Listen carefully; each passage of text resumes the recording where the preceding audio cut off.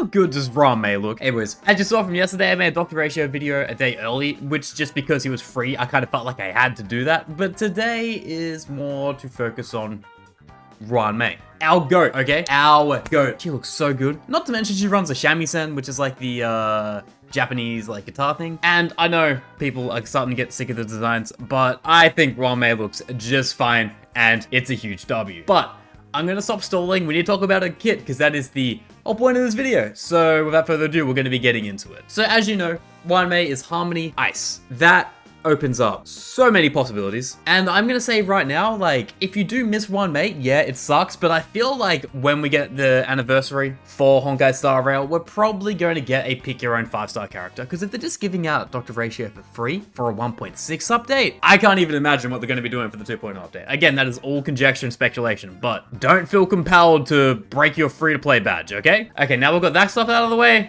let's talk about what she actually does. So, her basic attack is called Braiding Fragrance, and it deals ice damage to a single enemy. Do I need to say any more than that than I have to? I don't think I do. It is a basic skill. It hits once for one enemy. Every character does the same. So her skill, String Sing Slow Swirls, increases weakness break efficiency to all allies. So, as you can tell, this is gonna be obscenely ridiculous for DOT, okay? Yeah.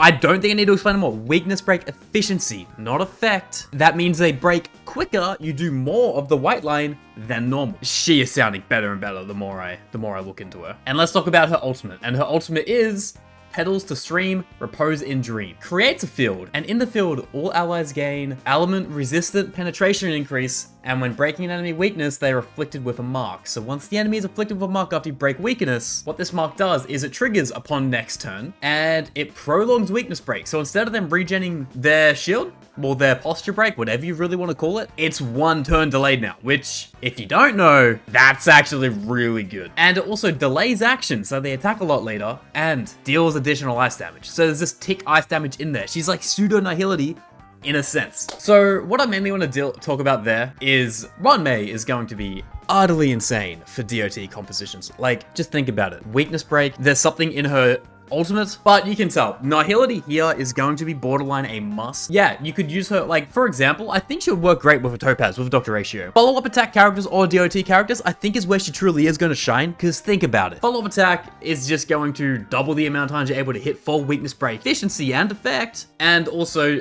DOT with her additional ice damage in her ultimate is going to be pretty huge. But enough of that. Let's talk about the technique. Her technique is called Silken Serenade, and there's a bit to it, so bear with me while I get through this. It has an auto-trigger effect equivalent to skill at the start of battle. So when you use it to start a fight with a overworld mob, whatever it may be, it triggers her skill, which is weakness break efficiency that all allies get. But when you're in Sim Universe, if an ally attacks an enemy, the battle is entered as if the enemy weakness is hit. So let's say Pella hits an enemy with Ruan in the team composition, and the enemy's weaknesses are physical and fire. It still hits for ice weakness, which is, you can kind of build whatever team you damn well please at that point. So if they don't have the weakness, it really doesn't matter.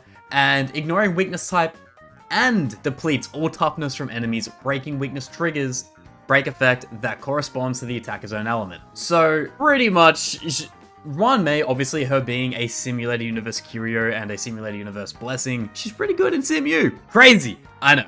But I'm not gonna say she's nullifying weakness types, but she's definitely making it a lot more easier to deal with. Not that it was hard to deal with before, but I say this every character, but it is true. Like, she's gonna allow you to build teams that you would never have been able to do before.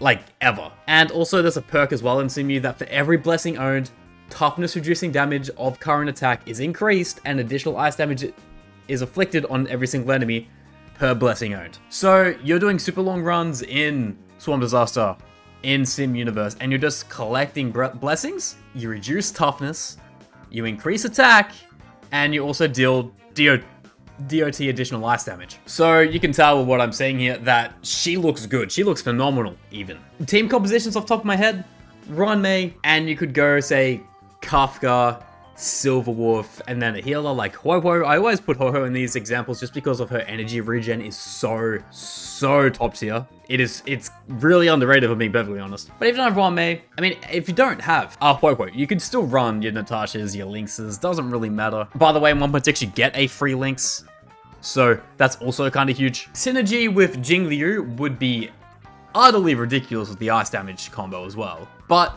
I truly think she would shine best with follow-ups. Maybe not follow-ups, as characters that attack over and over and over again. So like the Zillas, Topaz, Dr. Ratios. They would all do very well with Ruan Mei because of the break efficiency, the additional ice damage, not to mention the delay in action and the weakness break prolong on her ultimate. She's going to pretty much just bully bosses.